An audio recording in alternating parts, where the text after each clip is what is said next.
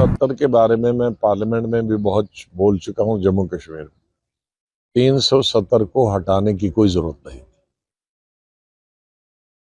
जम्मू कश्मीर हिंदुस्तान का हिस्सा उसी वक्त बन गया था जिस वक्त महाराजा ने अलायंस किया था या हिंदुस्तान को जोड़ने का गवर्नमेंट ऑफ इंडिया के साथ एग्रीमेंट किया था, पैक्ट किया था उसी दिन। और आहिस्ता आहिस्ता जो 370 में चीजें थी वो खत्म हुई थी बहुत पहले ही। अब इसमें एक ढांचा रहा था, एक सेंटीमेंट रहा था।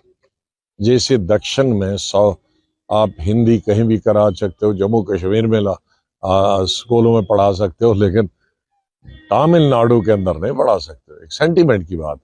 तो ऐसा ये नहीं मतलब है कि उनको हिंदी आती नहीं है या पढ़ते हैं, लेकिन सरकारी तौर पर वो नहीं थोपना चाहते हैं सेंटीमेंट।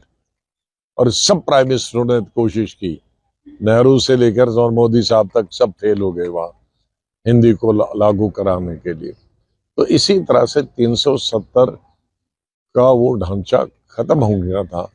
प्राइम मिनिस्टर अब नहीं था, राष्ट्रपति नहीं था, पार्लियामेंट देश की ही थी, अलग नहीं थी, सुप्रीम कोर्ट देश की ही थी, इनकम टैक्स आ गया, ईडी आ गया, सब कुछ आ गया जो पूरे देश में है। तो अब ये एक जो थोड़ा बहुत ढांचा रहा था वो लोगों के हित में था। बाहर से कोई नौकरी नहीं कर सकता, तो वो महाराजा ने किया था, वो लोगों के हित में था। जमीन नहीं खरीद सकता, वो लोगों के हित में था।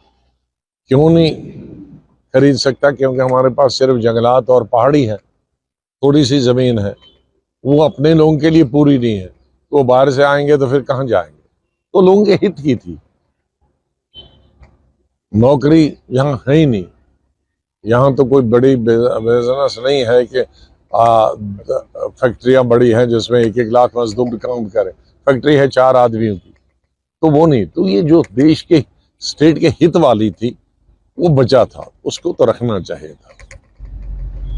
तो मैं 370 का ना जाना ना, वो स्टेट के हित में नहीं था। चाहे वो जम्मू का हिंदू हो या कश्मीर का मुसलमान हो, किसी के हित में नहीं था। जो सच बात है मैं वो सच कहता हूँ।